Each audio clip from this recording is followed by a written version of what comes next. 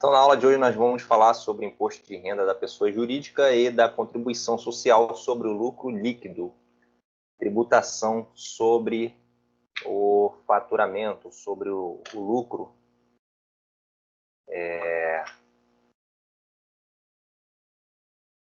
Para a gente finalizar a nossa apresentação.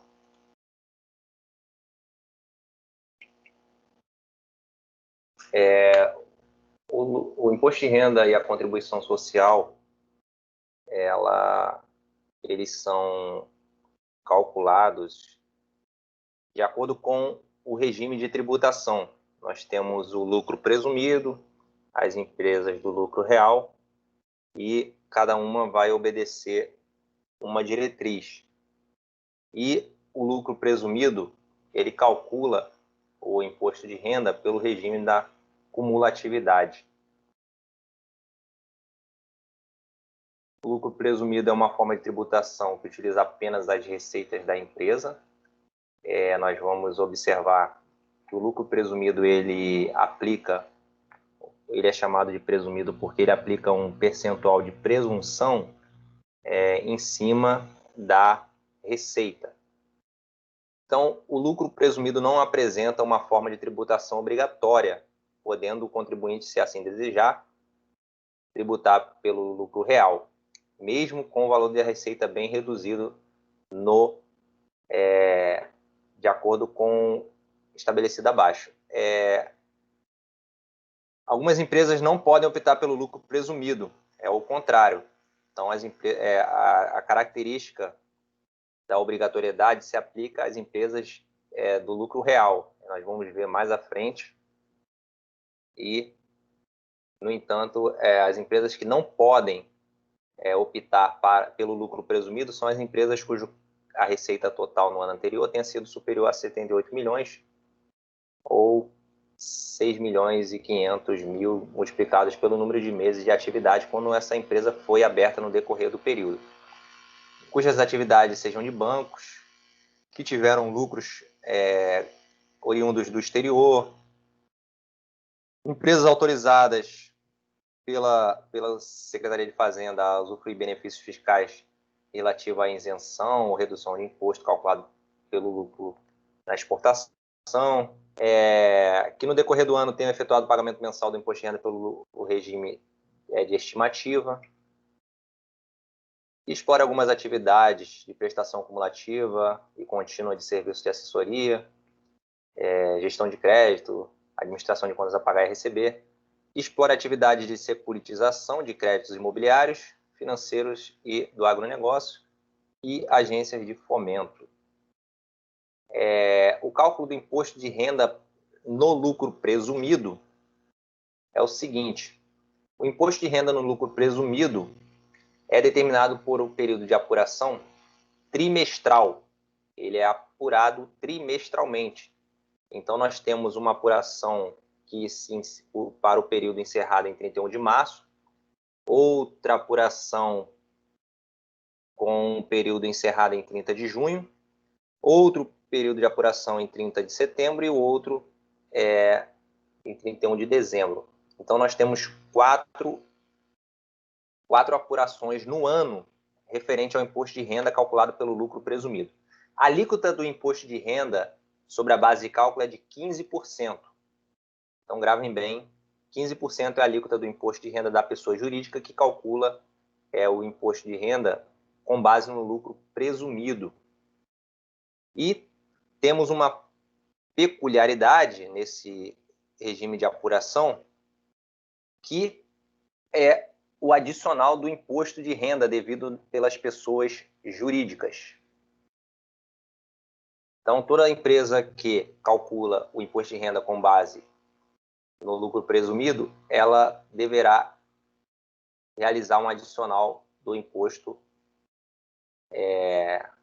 aplicando ali um percentual de 10% sobre a parcela do lucro presumido, que exceder ao valor de 60 mil reais em cada trimestre. Então, nós temos aqui a base de cálculo do imposto de renda no lucro presumido, será determinada pelo valor resultante da aplicação de percentuais de presunção do lucro. Ou seja, as empresas que exercem atividades em geral, o percentual de presunção aplicado sobre a receita, sobre o faturamento bruto, será de 8%. As empresas que apuram com base no lucro presumido, as empresas de revenda de combustíveis será de 1,6%. De intermediação de negócios, serviços em geral, 32%. São só para citar algumas, para não ficar muito extenso. A memória da base de cálculo, né, do imposto de renda aplicado para as empresas que apuram pelo lucro presumido se dá da seguinte forma: a receita bruta referente às vendas ou à prestação de serviço, menos as deduções, nós vamos falar sobre as deduções, é igual à receita bruta. A gente vai aplicar aquela alíquota de presunção que a gente viu agora anteriormente, dependendo da atividade da empresa. O lucro presumido das atividades operacionais, que vai ser o resultado dessa aplicação dessa alíquota, mais os adicionais. O lucro fiscal, que é a base de cálculo do imposto de renda, vamos aplicar a alíquota do IR de 15%, nós vamos ter ali o IR apurado. Vamos somar o valor de IR apurado na alíquota adicional de 10%, quando o lucro fiscal trimestral for maior que 60 mil, lembra lá do adicional, menos o crédito de IR oriundo de retenções na fonte e outras compensações. Vamos falar sobre retenções na fonte mais à frente. Mas adiantando, são as empresas que prestam serviços cujo pagamento sofre retenção de IR na fonte. Então, ela pode deduzir do imposto de renda a pagar esse valor referente a essas retenções. E as deduções cabíveis da receita bruta para as empresas que apuram com base no lucro presumido são as receitas de participações em empresas controladas e coligadas avaliadas pelo método de equivalência patrimonial, as receitas de dividendos e investimentos avaliados ao custo de aquisição, as reversões de provisões operacionais, quando não representarem ingresso de novos recursos, o IPI e a substituição tributária quando registrado em conta de resultado. Os descontos incondicionais concedidos, os descontos comerciais, as vendas canceladas, as vendas anuladas, são deduzidos antes da aplicação do percentual de presunção. Ok? Então, são deduções da receita. Receitas que devem ser adicionadas à base de cálculo são, por exemplo, as de ganhos de capital e outras receitas. Então, os ganhos de capital, os rendimentos de aplicações financeiras em renda fixa, os ganhos líquidos de aplicações financeiras em renda variável, as demais receitas e os resultados positivos decorrentes das receitas não abrangidas pela receita bruta. Então, nós devemos adicionar a base de cálculo. Outra receita que deve ser adicionada são as oriundas de reavaliação de bens ou direitos. Então, nós temos ali uma reavaliação de ativo, essa aquisição, ou seja, esse ganho que teve ali na reavaliação, a empresa deve adicionar a base de cálculo do imposto de renda.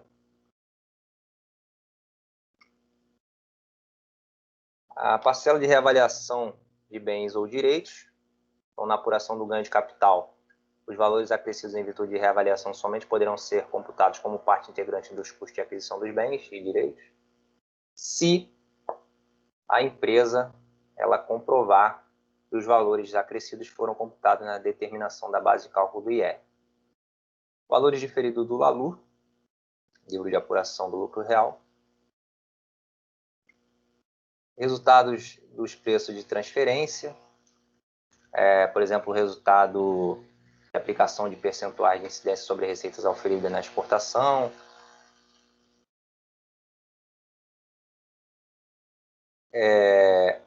Parcela de juros creditados à pessoa vinculada ou domiciliada em país com tributação favorecida.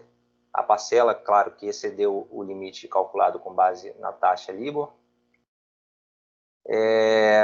A diferença de receita correspondente ao valor calculado com base na taxa a que se refere o inciso anterior. Variações cambiais. E aqui nós temos um exemplo prático da apuração do IR para uma empresa que apura pelo lucro presumido.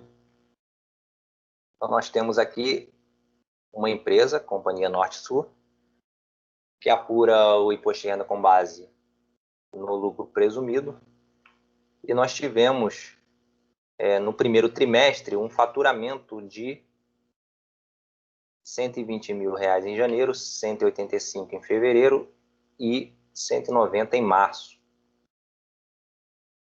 As deduções da receita: vendas canceladas 15 mil, descontos incondicionais de 5 mil. Tivemos ganhos na venda de ativo de R$ 17 mil e desconto financeiro obtido de R$ 15 mil. Essa é uma empresa do comércio varejista de doces e logo aplicamos o percentual de presunção de 8%. Então, aqui se dá o cálculo do imposto de renda da pessoa jurídica pelo lucro presumido. Receita de venda, 495 mil. As deduções da receita, vendas canceladas, descontos incondicionais. E nós temos a receita bruta.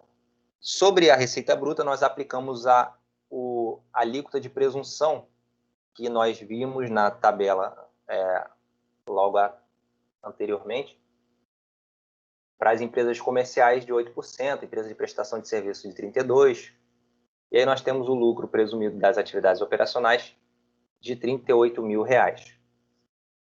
Os ganhos na venda de ativo de 17%, os descontos financeiros, então nós temos que adicionar ali ao lucro fiscal.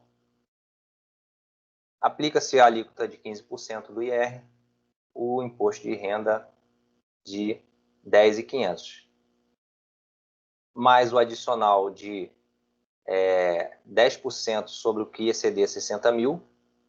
Então, nós temos R$ 70 mil menos 10, ou seja, o lucro fiscal foi de 70, nós diminuímos 60 mil e aplicamos 10%. Se esse lucro fiscal foi de 80 mil, nós iríamos diminuir 80 menos 60, ia ser 10% sobre 20 mil. Então, sempre terá esse adicional aí do que exceder a 60 mil reais. Tá? Esse adicional foi de R$ 1.000, aplicando esse cálculo. Nós temos um imposto de renda a pagar, com base no lucro presumido, de R$ 11.500. Beleza? De onde eu tirei esse ganho na venda de ativo? De onde eu tirei esse desconto financeiro obtido? Isso tudo o enunciado ele vai fornecer. E a gente vai ter na apostila para consulta o que nós devemos adicionar ao lucro, o que nós devemos diminuir da receita, qual é a alíquota de presunção, qual é a alíquota do IR e o adicional. Então, sem muito mistério. Até aqui, tudo bem? Tranquilo? Alguém quer falar alguma coisa? Então, vou seguir o baile. O cálculo da contribuição social sobre o lucro líquido, com base no lucro presumido, é o seguinte: a contribuição foi constituída lá em 88 e é devido para as empresas e sua periodicidade é igual à do imposto de renda, a cada trimestre. A alíquota de contribuição é de 9%. Sobre o resultado ajustado, nós vamos ver. Ela será, a alíquota de presunção será de 12% para o comércio e 32% para serviço. Então, aqui nós temos a estrutura a memória de cálculo, né, da contribuição social sobre o lucro líquido. Receita menos as deduções, a receita bruta, a alíquota de presunção, a base de cálculo, os adicionais, base de cálculo da contribuição, menos os créditos oriundos da retenção na fonte, contribuição social também. Na prática, nós temos o seguinte: uma empresa faturou 120 mil, são os mesmos dados do exemplo anterior, só que aqui nós vamos calcular a contribuição social sobre o lucro líquido.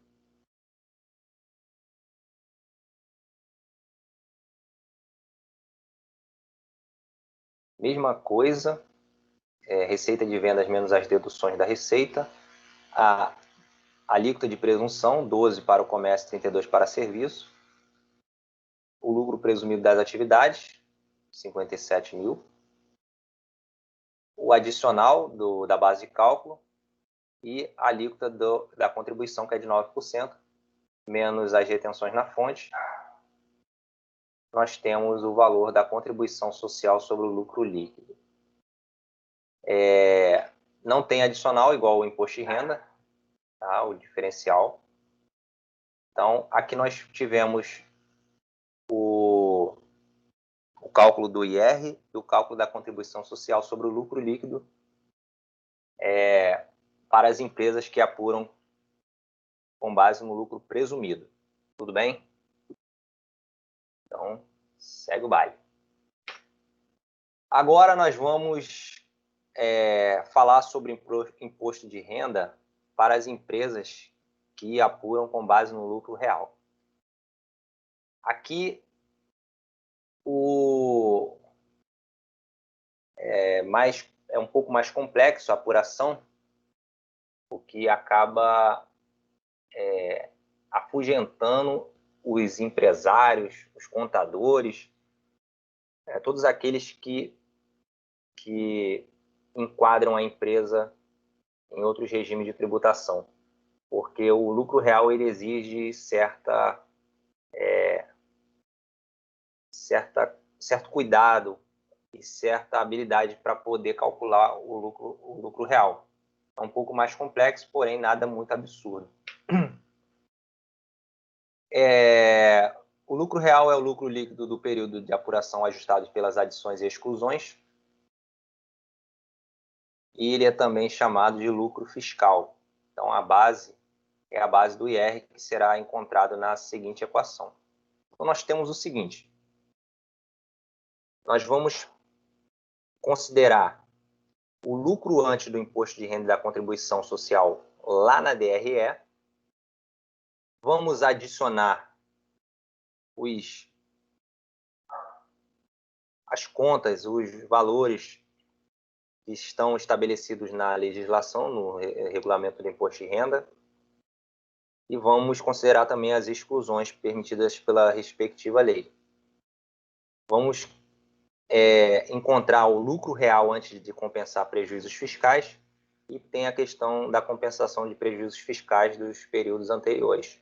Aí nós temos o lucro real ou prejuízo fiscal.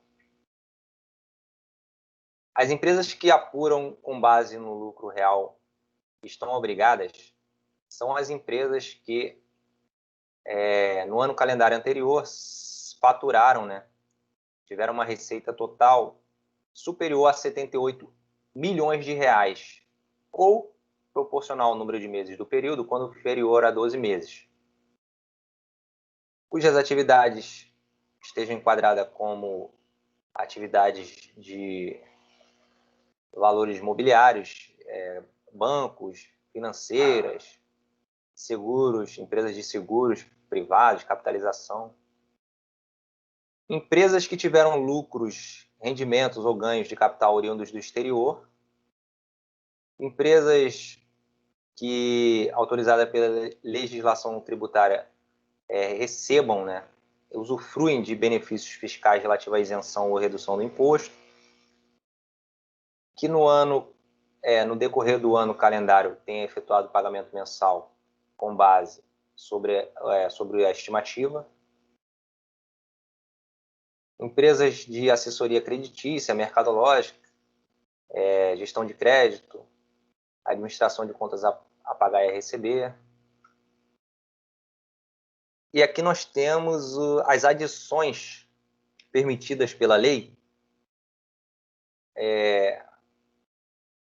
para ajustar o lucro fiscal, né? Então nós temos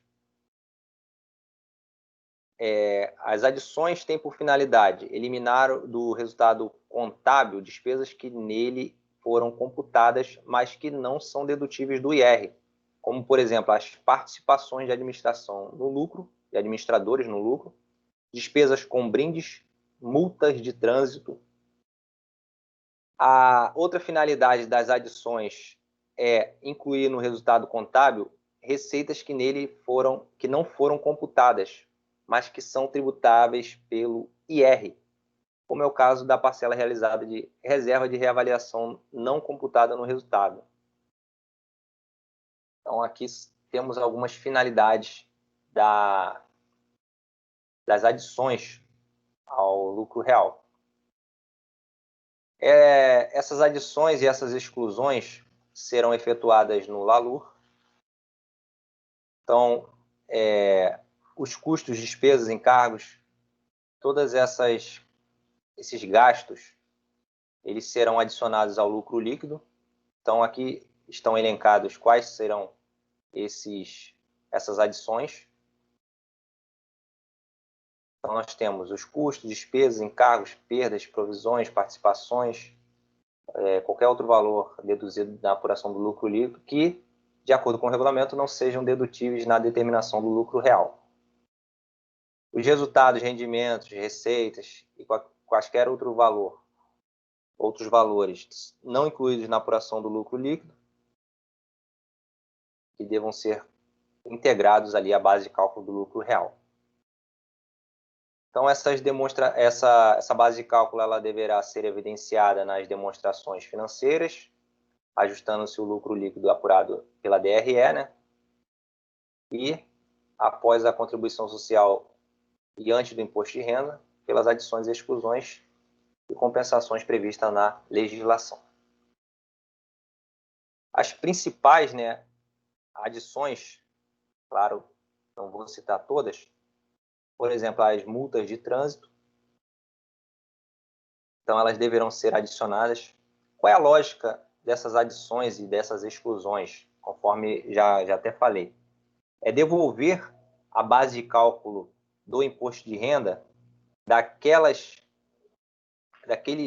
despesas, daqueles gastos que foram considerados deduzindo o lucro líquido. Lembra que a gente pegou o lucro líquido e adicionou algumas contas. A gente está devolvendo ao lucro aquilo que não é dedutível do imposto de renda. Então, por exemplo, as multas de trânsito, ela reduziu o lucro líquido e elas devem compor a base de cálculo do IR. Então, elas vão retornar a base de cálculo. As despesas com brindes, elas foram contabilizadas lá no resultado. Então, nós vamos retorná-la para tributar o IR. Despesa com alimentação de sócios. Esses gastos e tudo que está elencado aqui, eles deverão ser tributados pelo imposto de renda. Então, eles devolvem a base de cálculo do IR. E nós devemos excluir da base de cálculo do IR, do lucro real, a fim de deduzir despesas que, apesar de dedutíveis do IR, não foram computadas no lucro líquido. Ou seja, depreciação acelerada incentivada. Outra característica é eliminar do resultado contábil receitas que nele foram computadas, mas que não são tributadas pelo IR. Receitas de dividendos, a gente sabe que dividendos não é tributado pelo imposto de renda. Então, como essa receita ela compôs ali o nosso lucro, nós devemos excluir da base de cálculo aí da apuração do IR.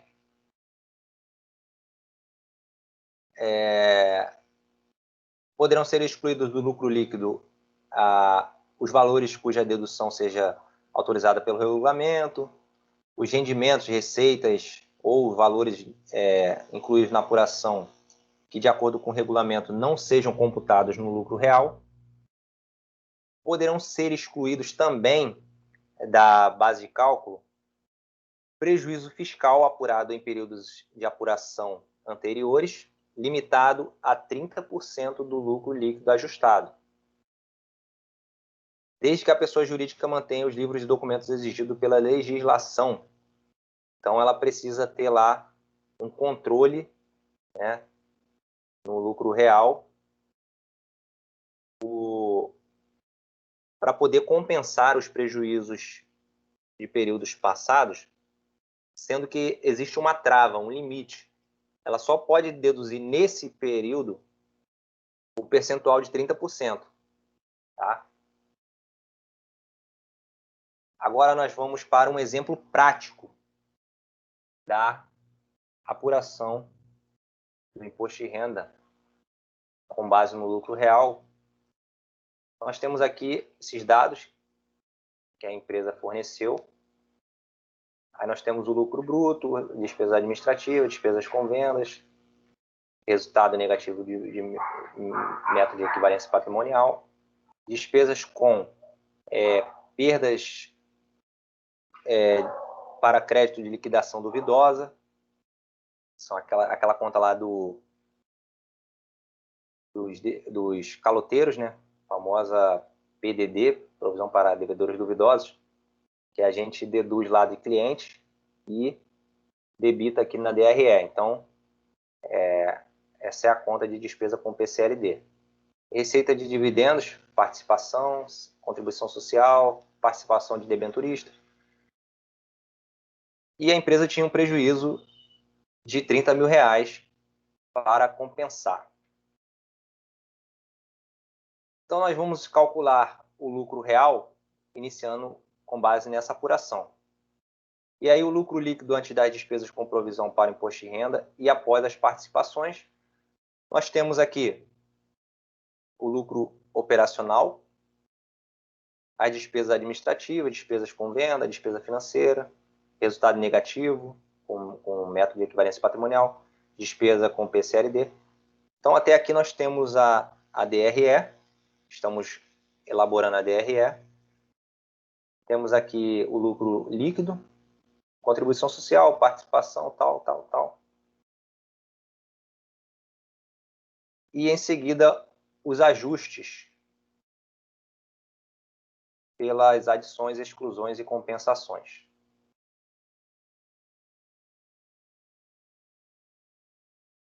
Agora nós vamos adicionar resultado de equivalência patrimonial, despesa com PCLD, contribuição social, participação de administradores no lucro. E vamos excluir as receitas de dividendos e o lucro real antes das compensações. Prejuízo, 30%, limitado a 30%, né? Então, nós tivemos um lucro real de 46.900. Os 30% sobre 67 mil, nós podemos compensar somente 30%, que foi o de 20.100 aqui, tá? Aí nós tínhamos um saldo lá no ano nós tínhamos um prejuízo de 30 mil para compensar. Nós já compensamos 20.100. Essa diferença de 9.900 será compensada com lucros apurados em períodos posteriores, tá bom? Tudo bem? Tranquilo? Montamos a DRE e depois efetuamos as adições e as exclusões. Ah, professor, resultado negativo da equivalência patrimonial, adiciona ou exclui? Isso tudo está no slide. Você pode consultar todas as adições e exclusões, tá? Tudo bem? Tranquilo? Difícil? Fácil? Alguém quer falar alguma coisa? Oi, João, boa noite. Boa noite. Eu tô perdida, cheguei quase agora. Esse conteúdo vai cair na prova? Provavelmente alguma coisa.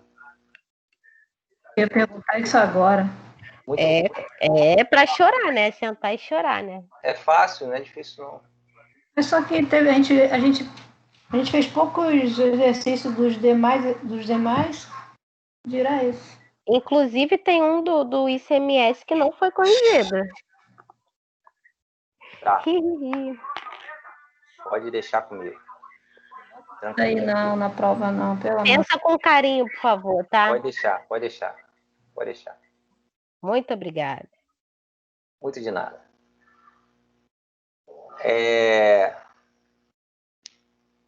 O cálculo da contribuição social.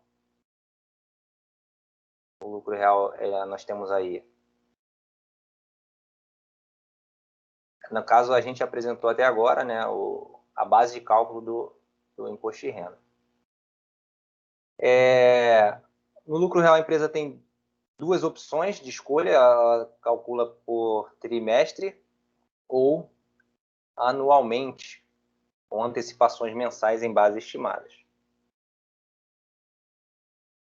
Então, o próprio contribuinte ele manifestará essa opção através do primeiro recolhimento do ano. O cálculo do IR da contribuição social no lucro trimestral ocorre conforme o presumido, né, em 31 de março, 30 de junho, 30 de setembro e 31 de dezembro.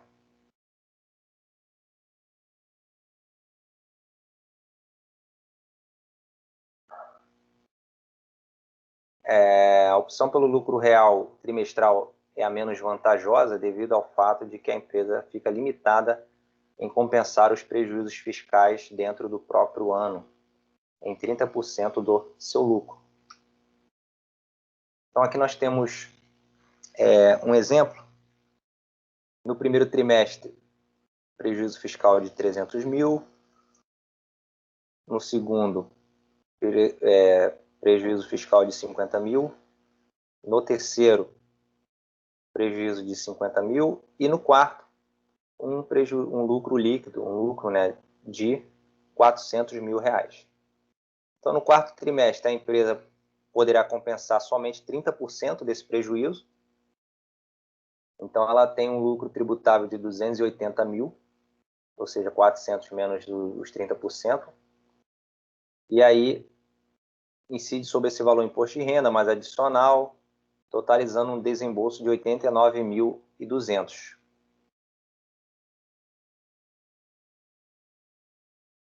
Temos as alíquotas aí do trimestre.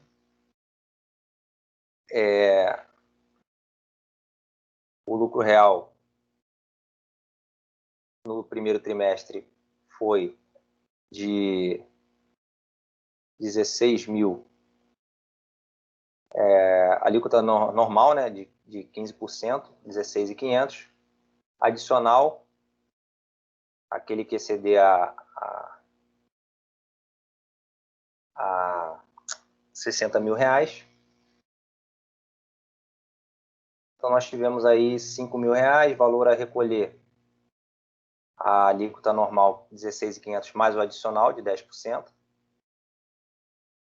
21.500 é o valor do IR mais a contribuição social, alíquota de 9%, imposto de renda a pagar 21.500 e contribuição social de 9.900. Onde eu tirei essa alíquota de 15 e a alíquota de 9, isso tudo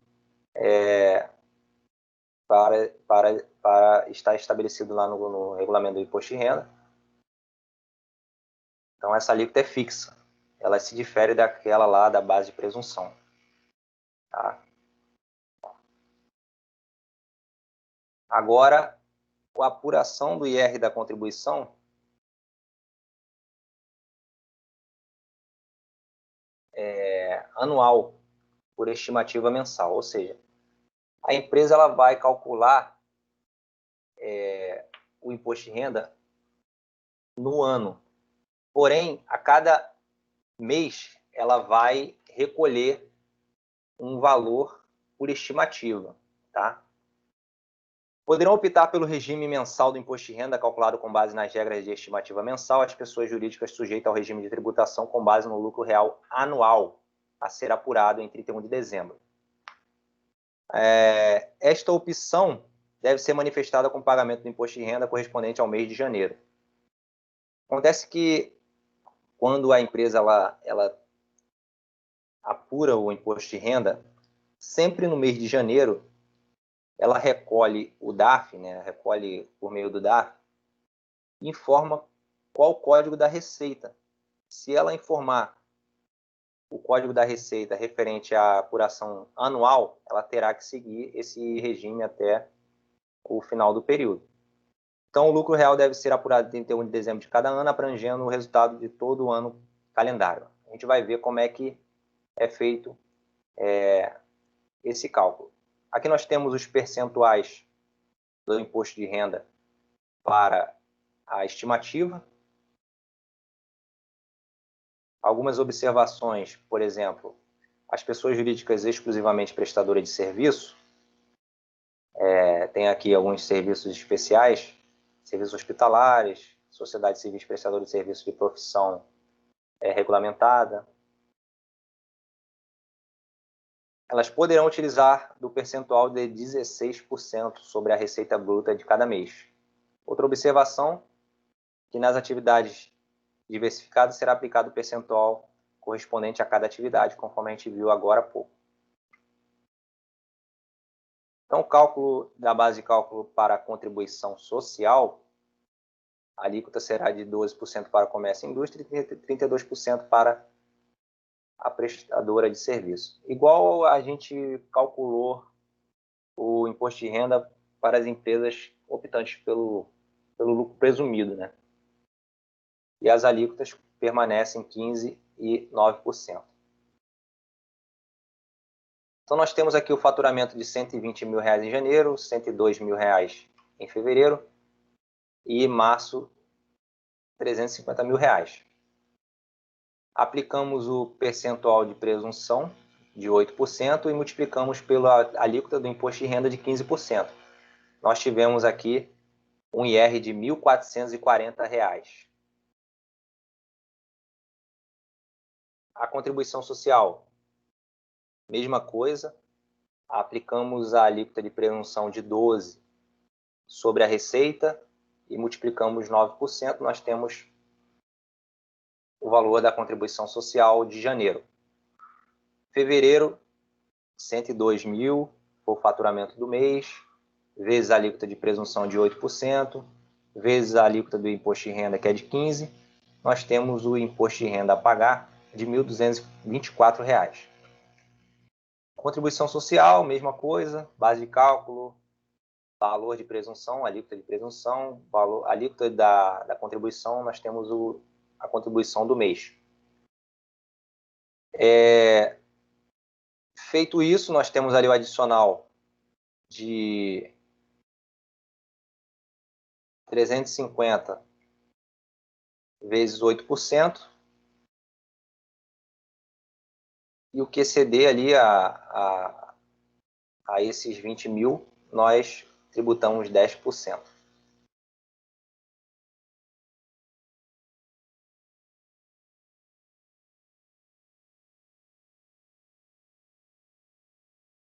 Tranquilo? Alguma dúvida? Silêncio. Quem são os percentuais de presunção? A estimativa, né? E o cálculo dessa estimativa. E aí vai seguir o fluxo abril, março, maio, junho, julho, agosto, setembro, outubro, novembro, dezembro. Tá ok? Tudo bem? Tranquilo? Dá uma pausa para dar uma respirada.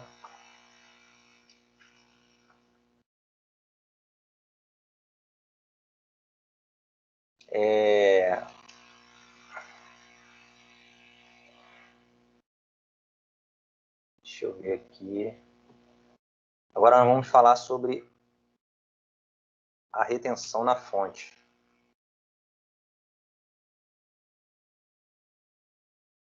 A gente viu lá na matéria de ISS a questão da retenção na fonte quando uma empresa ela presta serviços para outra pessoa jurídica. Então, ela na condição de tomador de serviço, ela retém o valor referente ao ISS. Para os tributos relacionados abaixo, aí, nós teremos que realizar essa retenção.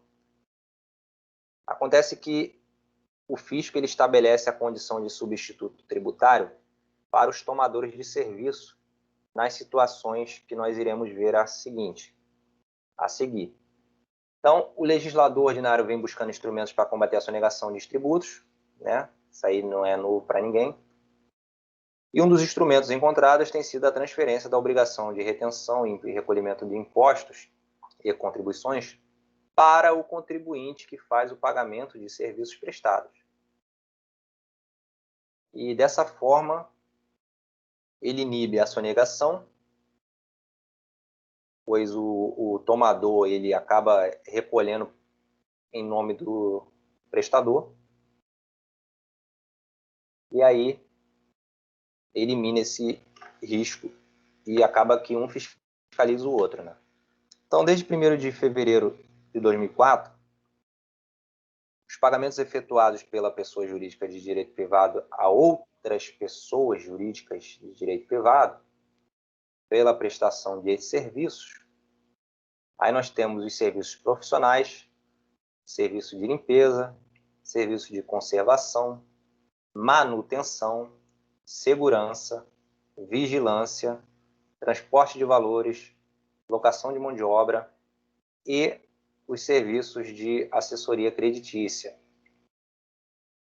Estão sujeitos à retenção na fonte da contribuição social sobre o lucro líquido, sobre a contribuição para o financiamento da Seguridade Social, que é a COFINS, e o PIS, que é o Programa de Integração Social. Existem algumas particularidades a respeito das retenções de entidades públicas. Os pagamentos efetuados por órgãos, autarquias, fundações, empresas públicas, sociedade de economia mista, pelo fornecimento de bens de prestação de serviços, estão sujeitos à incidência do imposto de renda, contribuição social, PIS e COFINS, e a obrigação pela retenção é do órgão ou entidade que efetuar o pagamento. Então, os tributos na fonte são tratados como antecipação pelas empresas que sofrem a retenção, e cada tributo poderá ser compensado com o que for devido em relação ao mesmo imposto ou contribuição. As alíquotas são 3% para a COFINS, 0,65% para o PIS e 1% para a contribuição social sobre o lucro líquido.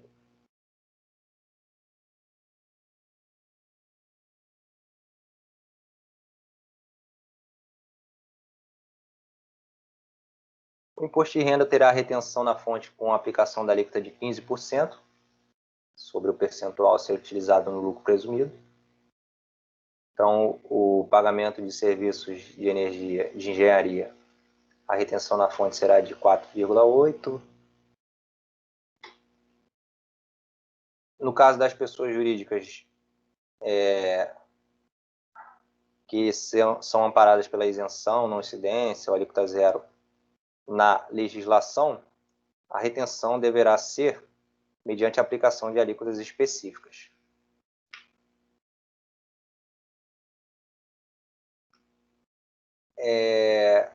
Quanto ao imposto de renda, a retenção de imposto de renda sobre as multas é o seguinte: a multa ou qualquer outra vantagem paga ou creditada por pessoa jurídica, ainda que a título de indenização para beneficiar a pessoa física ou jurídica, sofrerá retenção do imposto de renda na fonte alíquota de 15%. E quem deve reter esse valor é a pessoa jurídica que efetuar o pagamento ou crédito da multa ou vantagem. E como que é realizada a retenção do imposto de renda para a prestação de serviços profissionais? Quando uma empresa prestar um serviço considerado de categoria profissional a outra pessoa jurídica, ela deve sofrer a retenção de 1,5%. Então, no rol de retenções, a contribuição social, o PIS e a COFINS, já foi elencado no slide anterior, e o imposto de renda é sobre o pagamento feito por pessoas jurídicas a outras pessoas jurídicas nos serviços de natureza profissional.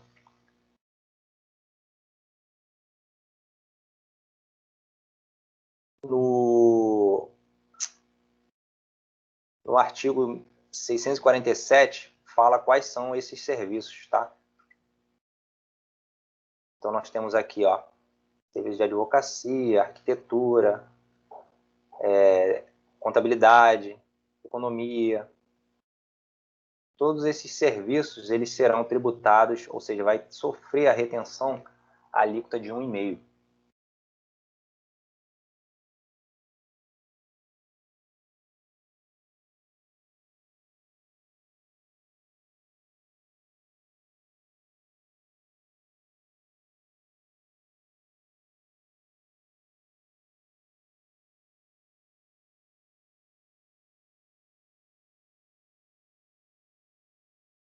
Então, esses são os serviços.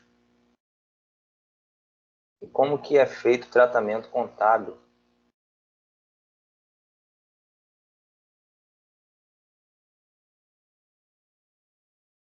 Como que é feito o tratamento contábil nas empresas? Então, a empresa que utilizar qualquer serviço incluído nesse artigo deverá registrar a despesa pelo valor total, com o registro da obrigação pelo valor líquido de imposto de renda. E nós temos um exemplo: uma companhia contratou os serviços de uma empresa de consultoria contábil para revisar as bases tributárias no valor de R$ 2.000. A nota fiscal foi registrada no dia 10 de janeiro, com pagamento no dia 20 de fevereiro. Os registros contábeis serão os seguintes nas duas empresas, admitindo que ambas sejam tributadas pelo lucro real. Então, na companhia Nilópolis, nós teremos despesas administrativas, contas a pagar e o imposto de renda a recolher. No dia do pagamento, vai baixar o IRA a recolher e dar o crédito na conta de disponibilidade. No dia 20 de janeiro, de fevereiro, no caso, vai pagar ali o fornecedor. Essa foi a contabilização na empresa que contratou o serviço. A empresa prestadora. Na empresa prestadora de serviço, essa contabilização será da seguinte forma: na prestação de serviço, né, a receita bruta ali, nós vamos calcular na conta de clientes o imposto de renda a compensar e a receita bruta. No dia 20, vai receber o valor do cliente e vai dar baixa na contas a receber.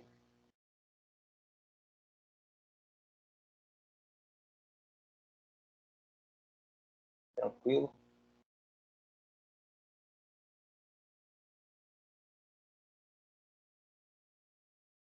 Então é isso aí.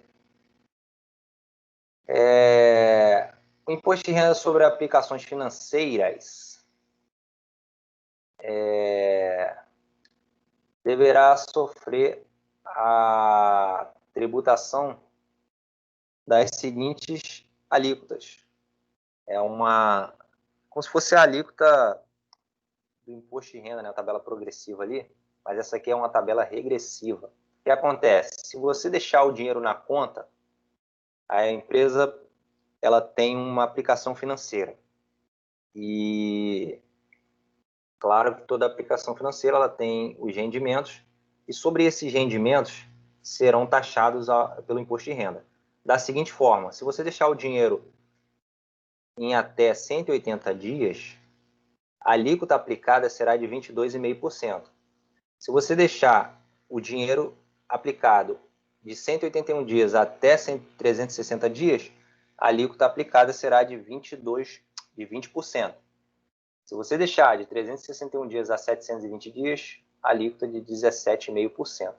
Acima de 720 dias, a alíquota de 15%. Galera que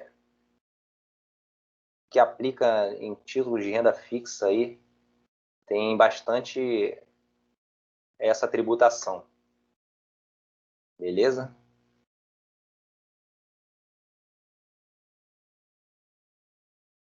Retenção na fonte de PIS e COFINS e contribuição social sobre o lucro líquido.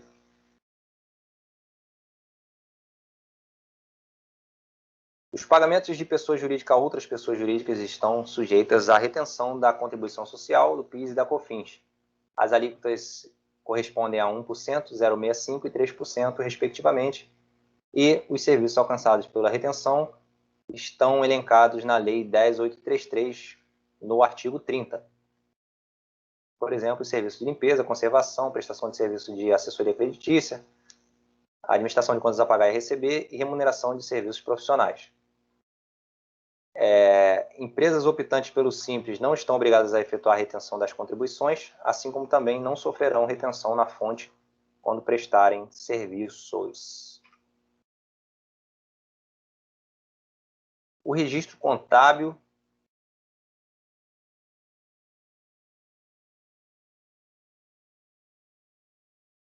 uma empresa que utilizar qualquer serviço incluído nesse artigo deverá registrar a despesa pelo valor total, com o registro da obrigação pelo valor líquido, DIR.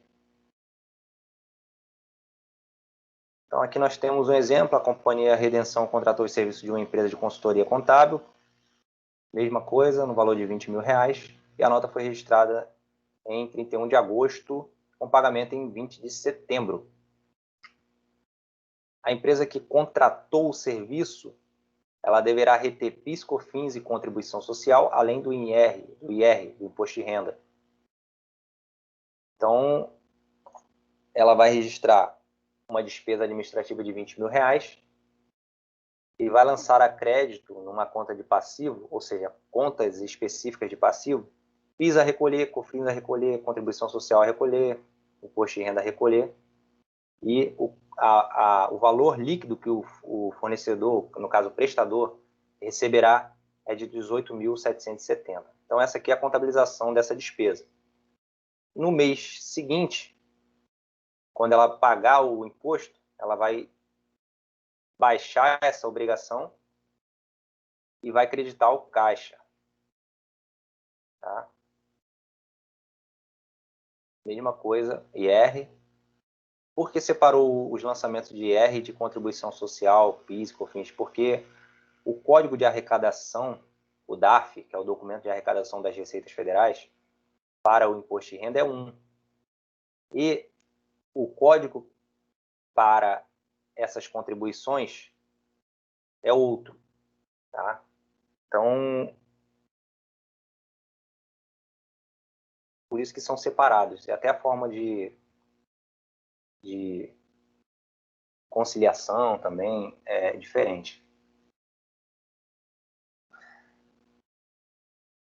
Então, aqui nós temos o valor no pagamento, e a empresa de consultoria, ela terá esses valores numa conta de ativo, que são os tributos que ela vai compensar.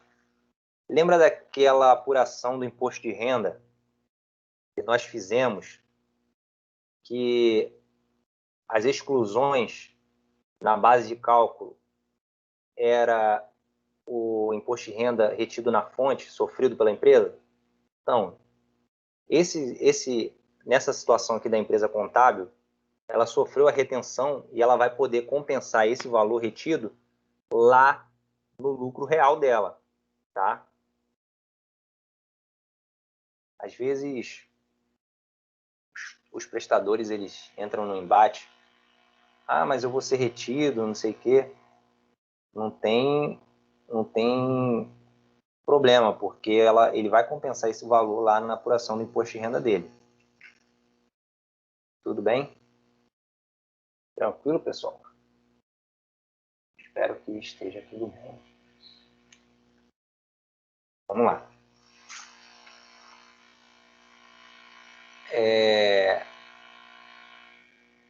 Temos aqui algumas regras específicas na retenção de contribuições.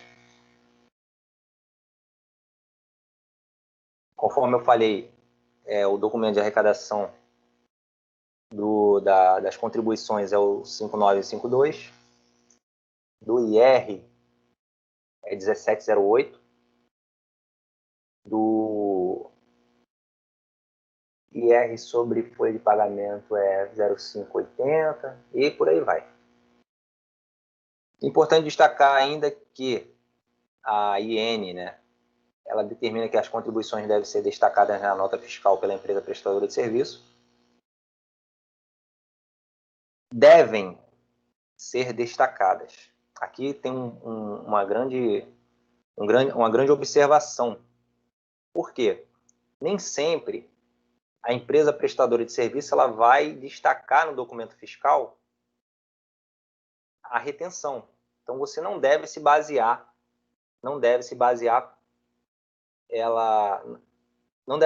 pela nota do fornecedor, do prestador, tá? Embora a legislação diz que ela deve destacar, tá? Mas se o prestador não destacar, isso não quer dizer que você não deva fazer a retenção, tá? Então, como é que funciona na prática? Uma empresa que acabou de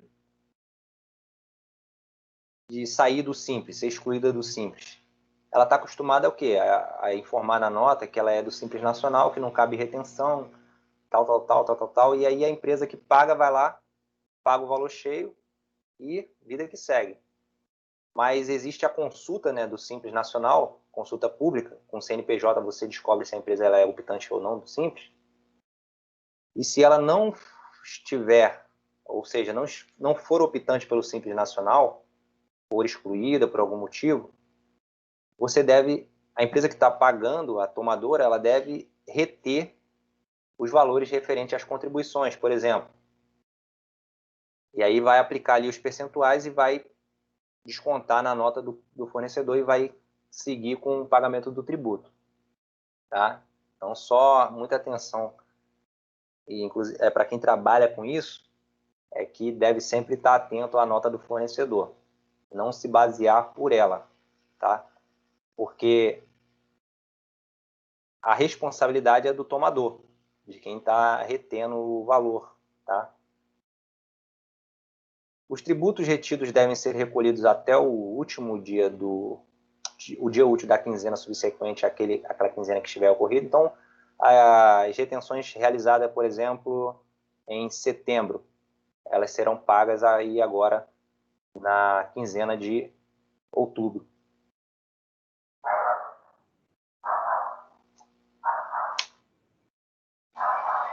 Dá uma pausa, beber uma água.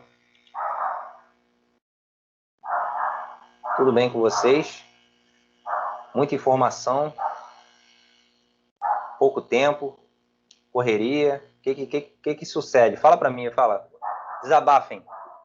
Estou falando muito, o assunto é chato. O assunto é interessante. O que vocês acham? Assim, é muita informação para uma prova que vai acontecer na semana que vem. Calma. Relaxa com a prova, relaxa. Calma, gente. Não precisa de desespero, meu Deus. Calma.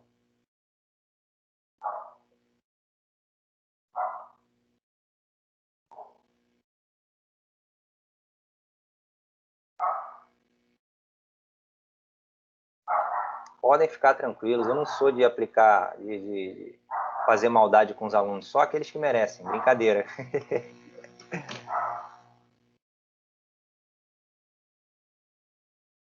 Calma, gente. Relaxa. Eu só tiro o ponto de aluno que bota a foto do perfil de gato.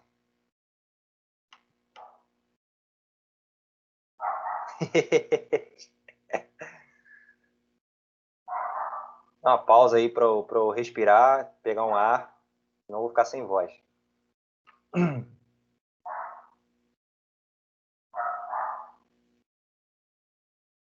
Beleza, gente? Podem relaxar, fica tranquilo, tá? Vou beber uma água aqui.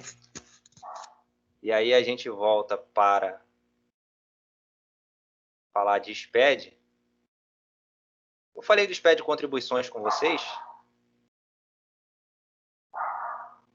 E DCTF.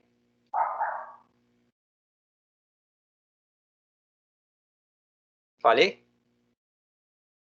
Então, assim, é mais uma apresentação sem cobrança na prova, antes que vocês me xinguem aí. Eu vou falar um pouco sobre o SPED de contribuições e sobre a DCTF. Falei do SPED fiscal.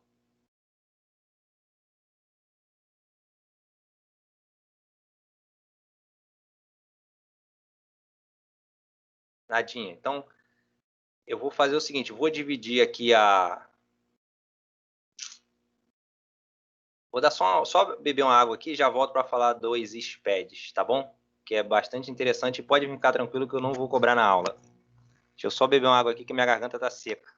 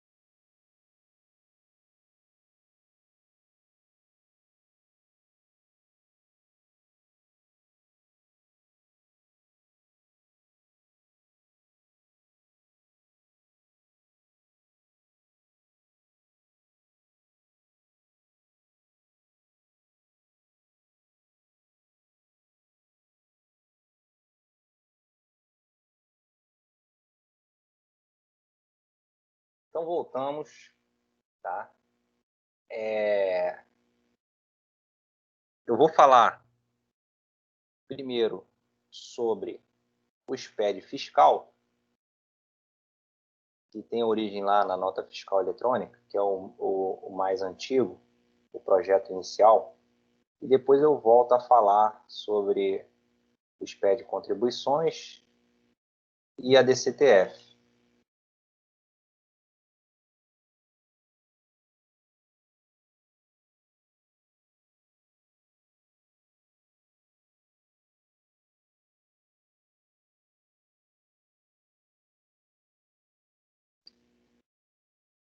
vamos lá. Deixar aqui o material.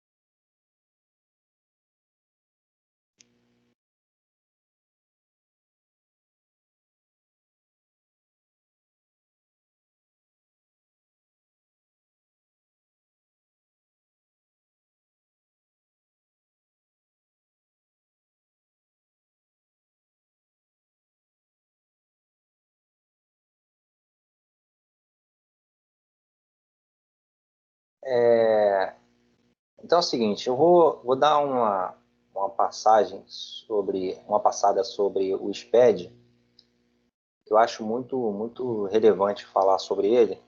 Geralmente isso é uma apresentação assim para debater, para poder explanar o assunto, mas podem ficar tranquilos que vai ser só um bate-papo descontraído para vocês ficarem por dentro. Acredito que a maioria da turma não tem vivência na área fiscal, área contábil. Para quem já tem, fique à vontade aí para interromper, para poder dar a sua opinião, dar seu relato, sua experiência, mas eu acho muito importante, e esse material vai ficar disponível para vocês consultarem, estudarem. Isso aqui vocês vão utilizar na vida, assim, né, de vocês. Espero que vocês consigam sucesso na área, né? Na área fiscal, na área contábil, seja ela qual for a área relacionada à contabilidade, mas é um assunto muito cobrado aí fora. E aí você fala, não, mas eu não tenho prática, não sei mexer, o importante é a prática, mas só de você saber como funciona, o que é, o que se refere, como que é tratado, isso tem um peso enorme aí fora nas entrevistas. Vocês vão fazer entrevistas, vão perguntar se vocês sabem o que é o SPED, conhece. Às vezes você não tem a vivência, mas só em saber do que se trata, isso conta bastante. Isso revela que vocês são interessados no assunto, que vocês buscam conhecimento. Isso eu estou falando por experiência própria, tá? Então, assim, é um assunto que eu gosto de compartilhar. A área tributária é uma área que eu amo, que eu gosto muito. É uma área, sim, na medida do possível do mercado, é uma área bem remunerada, então é um prazer poder falar sobre isso com vocês. Espero que seja proveitoso. E eu vou falar primeiramente do SPED, do que significa Sistema Público de Escrituração Digital. O SPED, ele veio revolucionar a nossa vivência, a vida do contador. Vou dar uma visão geral sobre o SPED fiscal. Legislação, pode ficar tranquilo que eu não vou ficar... vocês não precisam gravar a legislação que criou, que instituiu, enfim. Vou falar sobre os objetivos, alguns benefícios que tivemos, tá? Então, o Sistema Público de Escrituração Digital ele surgiu com... O primeiro projeto foi a nota fiscal eletrônica. Então, quem já trabalhou na área contábil, quem já teve... mesmo que não tenha trabalhado na área contábil, mas já pegou uma nota fiscal antiga, de papel, sabe como é que era, a trabalheira que era, a complexidade, a fragilidade do documento. E com a nota fiscal eletrônica, tudo ficou mais mais padronizado, ou seja, mais organizado. As informações hoje elas são mais fidedignas, mais tempestivas. Hoje o fisco ele recebe as informações muito mais rápido, muito mais dentro do mais otimizada, enfim. O ganho no SPED foi absurdamente, sim, com o advento com o avanço da tecnologia e o surgimento do SPED, a vida do contador melhorou bastante. Embora no período de adaptação muitos correram, né? Se assustaram com o tamanho do problema e resolveram pendurar as chuteiras. E aí veio a nova geração de contadores, graças a Deus. Então nós temos aí no projeto SPED a nota fiscal eletrônica, a nota fiscal de consumidor eletrônica, que é essa agora que a gente recebe no mercado, que antes também era o cupom fiscal, conhecimento de transporte eletrônico e o objeto dessa apresentação, que é o EFD, ICMS e IPI, que é o SPED fiscal. Tá? Tem ali a EFD contribuições, o SPED, o E-social e o NFSE, que é a nota fiscal de serviço eletrônica, que ainda não foi implantada, que é a chamada nota nacional, e é referente às notas de serviços. A nota fiscal eletrônica é um documento que existe apenas digitalmente, ou seja, antigamente era comum, né, o fisco bater na porta da empresa e pedir o bloco de notas impressa, aquela pilha de papéis e tal.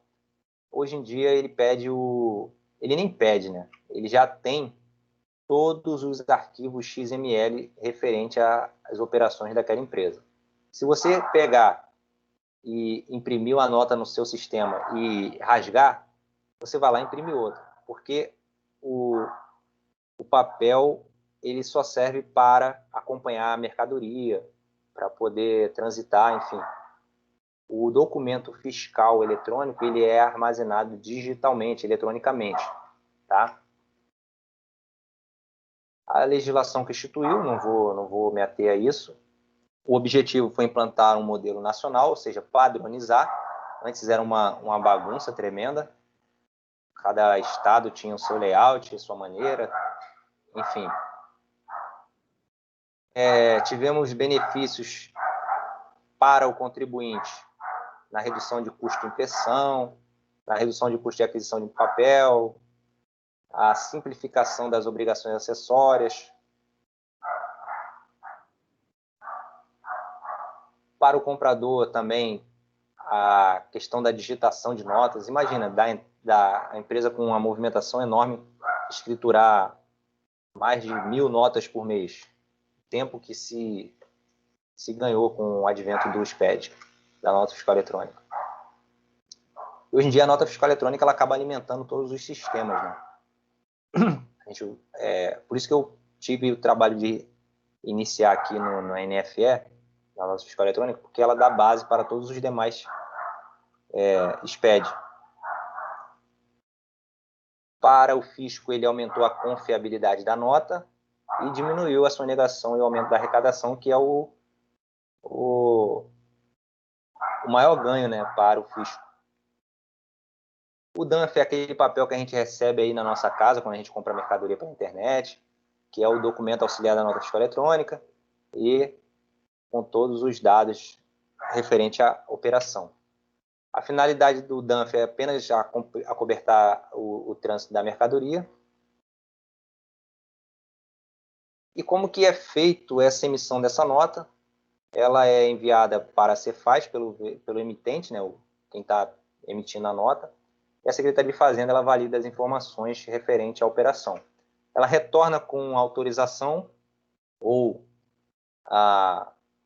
o erro referente a essa validação, e depois a Secretaria ela transmite, né, envia essa informação para a Cefaz de destino. Isso tudo em tempo real, feito via internet muito rápido.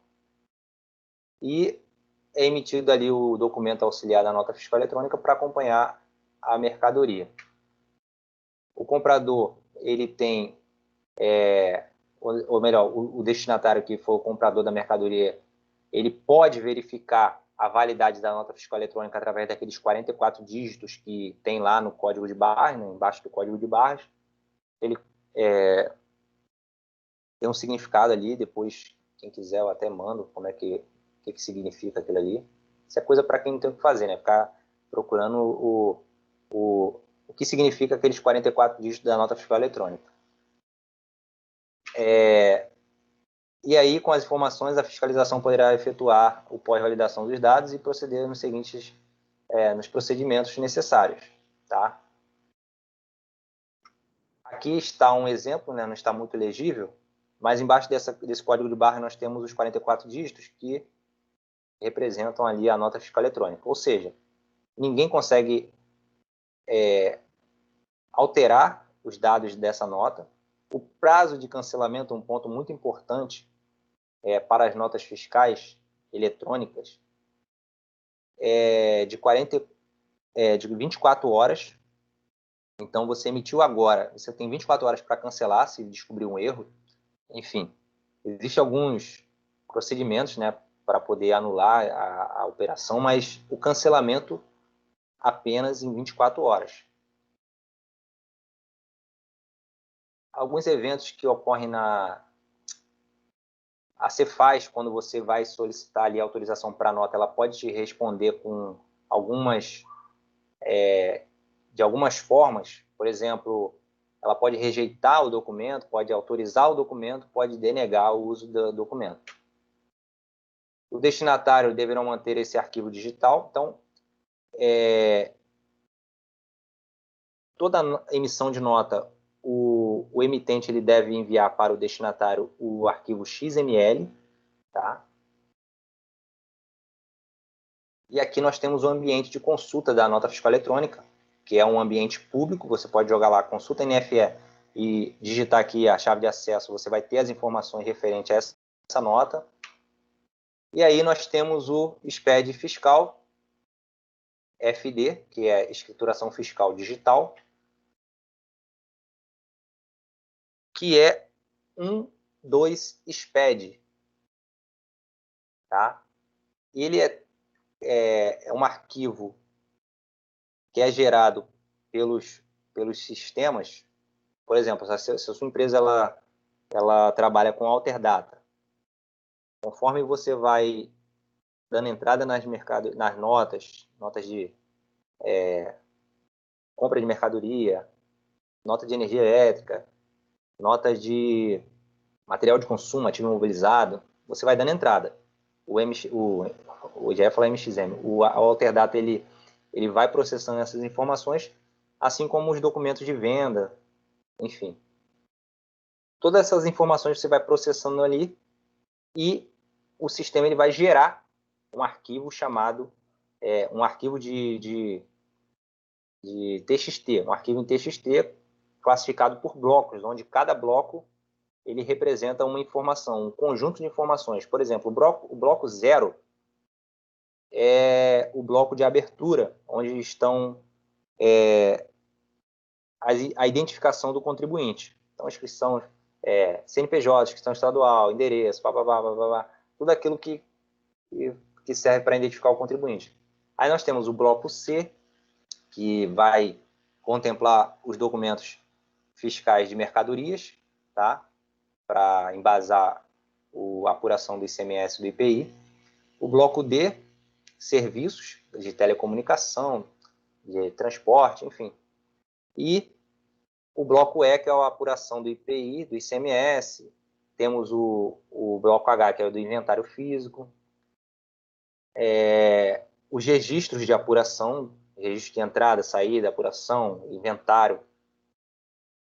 Tem um bloco que não está aqui, mas que já foi implantado no Distrito Federal, que é o bloco B, que vai evidenciar as operações de serviço, prestações de serviço e os serviços tomados, tá? Então, é um novo bloco, tá? Porque o Distrito Federal ele tem uma particularidade lá, que o ISS e o ICMS ele é de competência da Secretaria de Fazenda de lá. É uma Secretaria de Fazenda que cuida desses dois tributos. Aqui, nos demais estados, é uma Secretaria de Fazenda para o ICMS, que é de competência do estado, e as prefeituras que competem ao ISS. Mas é um projeto que tende a ser aplicado nos demais estados. Então, daqui a um tempo, a gente vai ter aí o ISS dentro do SPED para os demais estados, né? Porque para o Distrito Federal já está funcionando. O SPED fiscal, ele está classificado por blocos e livros, tal. Inclusive, ele substituiu os antigos livros de entrada, saída, apuração de ICMS, inventário, SIAP, controle de estoque. Esses livros eram escriturados manualmente. Agora você imagina aí uma empresa com uma movimentação absurda, demandando 2, 3 assistentes só para escriturar a nota de entrada, saída, de ICMS, enfim. Perdia-se muito tempo. A FD são apenas livros? Ela é composta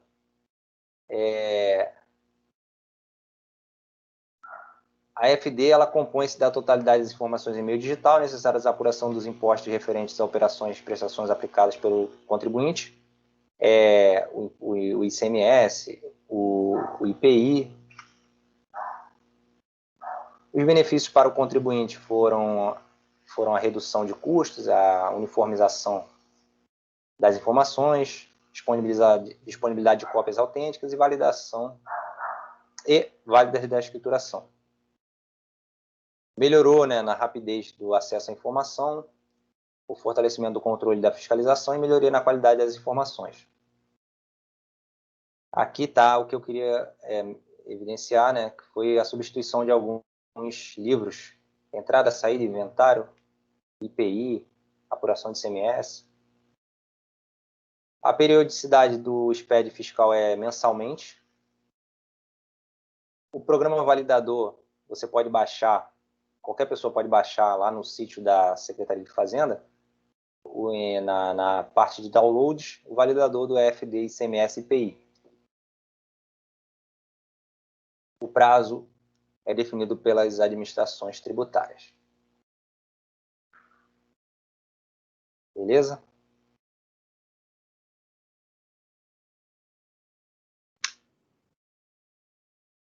Alguém falou alguma coisa? Ou fui muito rápido? Deixa eu ver aqui. MXM é novinho.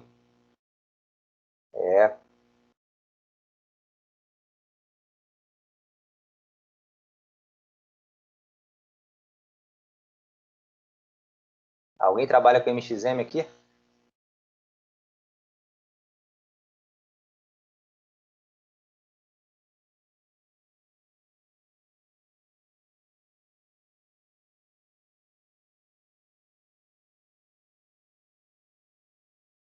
Que isso?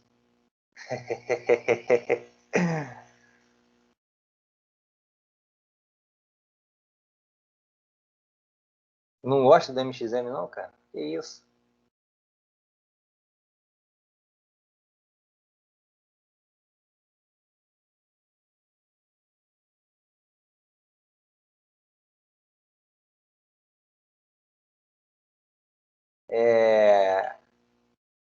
Agora eu vou falar. Deixa eu ver sobre o SPED contábil e o contribuições.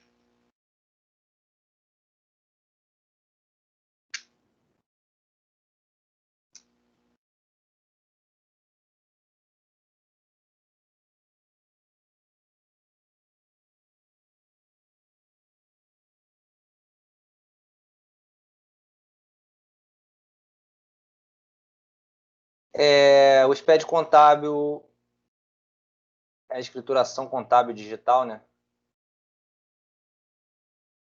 Foi instituída em 2007, isso aí a gente já sabe.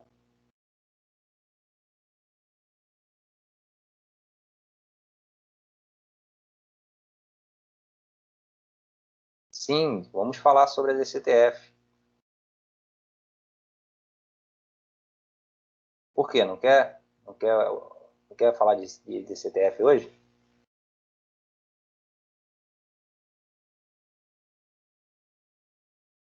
Então vamos falar sobre DCTF. Vamos fazer o seguinte, vamos iniciar com as contribuições. Eu falo sobre as contribuições, depois eu falo sobre DCTF e fecho com o SPED contábil.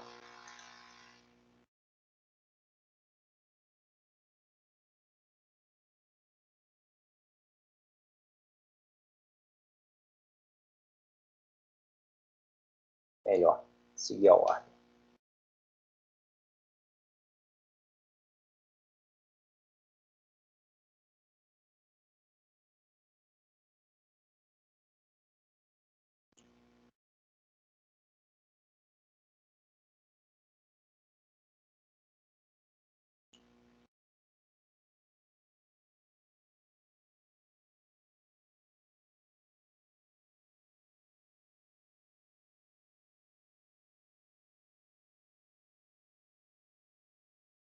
Olá, fila. É que eu falei de imposto de renda agora há pouco, como está fresquinho na mente, vamos falar da DCTF e depois eu falo do SPED de contribuições e do SPED contábil. A DCTF ela tem por característica evidenciar ali as informações relativas aos tributos e contribuições apurados pela pessoa jurídica em cada mês. Então, os tributos federais que nós iremos elencar agora a seguir. Ela é enviada mediante a internet, né, por meio da internet, no site lá da Receita Federal, no próprio aplicativo, né, antes tinha que baixar o ReceitaNet PX, ReceitaNet. O prazo é o 15º dia útil do segundo mês subsequente. Então, os dados referentes a setembro, outubro, novembro. No 15º dia útil de novembro, ela deve ser entregue. Quem deve entregar a DCTF? As pessoas jurídicas de direito privado, inclusive as imunes e isentas de forma centralizada pela matriz. Então, se a empresa tiver 200 filiais, a DCTF ela é entregue pela matriz. Tá? Quem deve apresentar os fundos especiais, as ME-EPP quadradas no Simples que sejam sujeitas ao pagamento da CPRB, que é a contribuição previdenciária sobre a receita bruta, a famosa desoneração da folha de pagamento. E as empresas que são optantes pelo Simples Nacional não devem ser informadas na DCTF esses valores. Isso aí para essa empresa que apura as contribuições previdenciárias pela receita bruta. Estão dispensadas as empresas optantes pelo Simples Nacional, exceto aquelas que eu citei anteriormente, que apuram a contribuição previdenciária pela receita bruta. Os órgãos públicos, da administração direta da União, as pessoas jurídicas em início de atividade referente ao período compreendido entre o mês em que foram registradas e o mês a que ela for efetiva a inscrição do CNPJ, pessoas jurídicas que estejam inativas, e a DCTF ela abrange os tributos federais, tais como o imposto de renda retido na fonte, o IPI, o IOF, contribuição social, PIS, COFINS, CPMF, que não existe, a CID e a CPRB. Beleza? Um panorama aqui sobre a DCTF. Alguma dúvida, Marina, sobre DCTF? Eu não tenho as telas aqui, mas é bem intuitivo o preenchimento.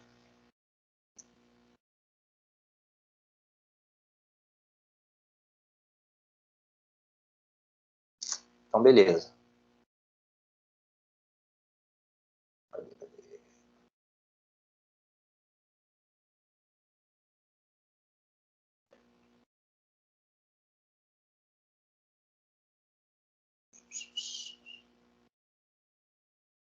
Tem duas apresentações aqui de FD.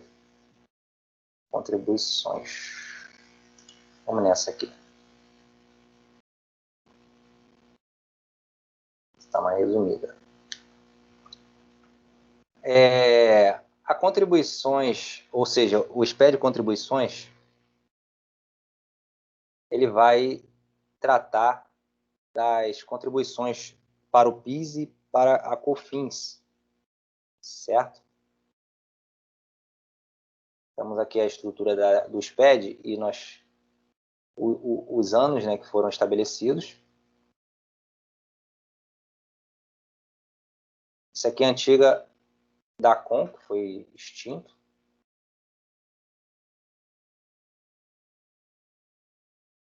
Então, nós vamos para o programa validador do FD PIS e COFINS.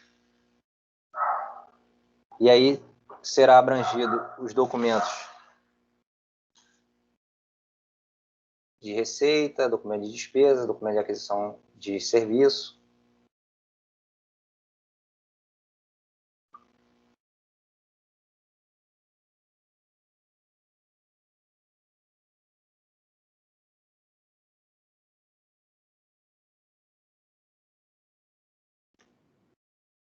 Aqui são os blocos, né, do PIS e da COFINS.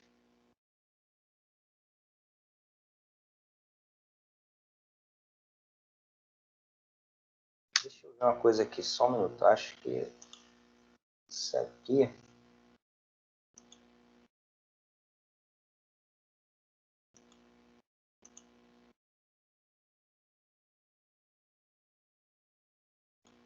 Esse aqui está melhor.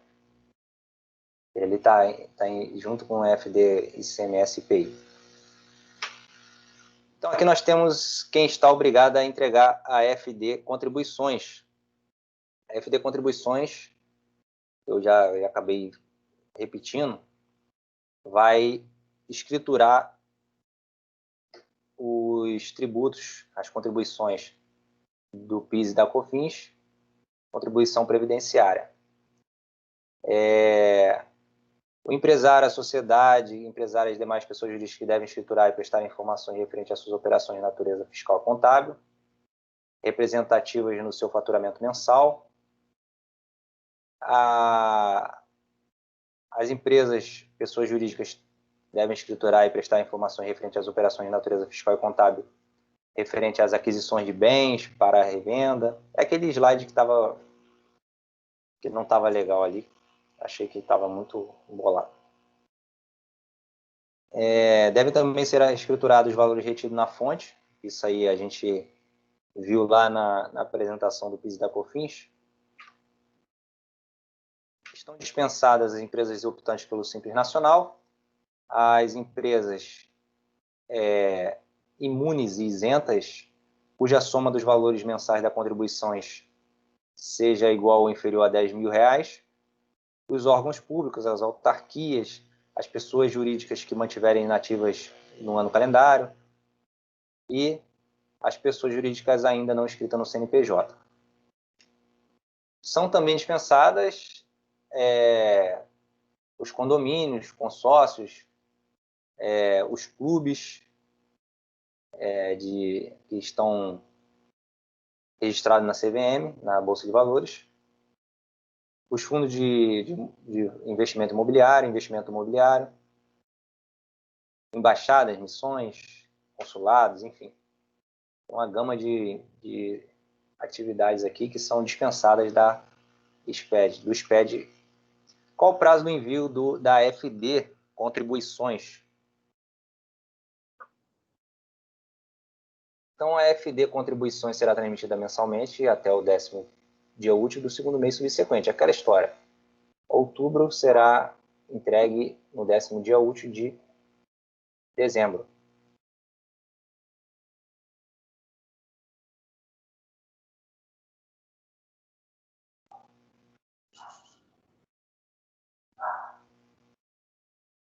Até aqui, se você quer vencer, não fique parado olhando para a escada.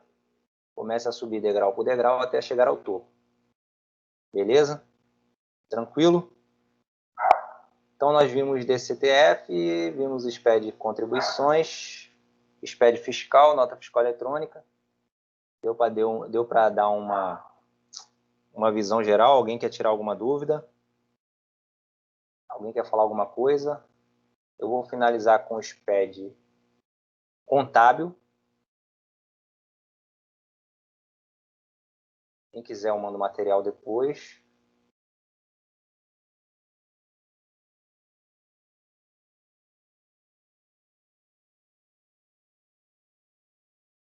Alguém quer falar alguma coisa? Ninguém? Então, beleza. Mais um do projeto SPED é o SPED contábil, a escrituração contábil digital. Essa obrigação, ela substituiu, na verdade não é que substituiu, ela contempla o diário geral, o diário com escrituração resumida, o razão, o balancete, o que era escriturado à parte, né? Então, a empresa ela tinha que registrar na junta comercial os livros contábeis e agora não é mais necessário a impressão dos mesmos. Então, ela valida essas informações no SPED e já conta como autenticação. O prazo é o último dia do mês de junho, então é uma obrigação anual, cuja entrega se encerra no mês de junho. E aqui nós temos um organograma, um esquema de como que funciona o SPED contábil. Então, a Receita Federal ela estabelece um layout e o sistema de informações utilizado, o MXM, o Alterdata, ou seja lá qual for, ele processa as informações escrituradas, gera um arquivo que é validado no PVA. O PVA é o Programa Validador. E ele vai validar, assinar e transmitir. Ok? E aí o ambiente da Secretaria de Fazenda ele vai receber essas informações, vai validar e vai fornecer um recibo de escrituração que o contribuinte deverá guardar. E essas informações elas são enviadas para a junta comercial e os órgãos competentes, tais como o Bacen, Banco Central, a SUSEP, a Superintendência de Seguros, e a Cefaz, Secretaria de Fazenda, Receita Federal e os outros órgãos competentes.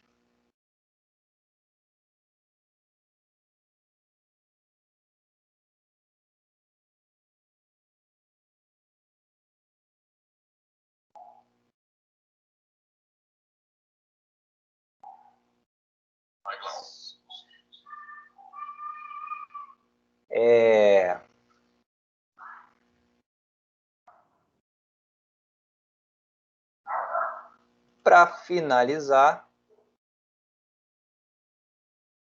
sei que já me prolonguei, já falei bastante, estou sem voz. Eu quero deixar o meu muito obrigado. Se alguém tem alguma dúvida, eu vou disponibilizar, já disponibilizei o slide da aula de hoje, vou disponibilizar esse material de SPED Vou disponibilizar o vídeo no YouTube, vou mandar o link para vocês. E a aula de projeto também, tá bom?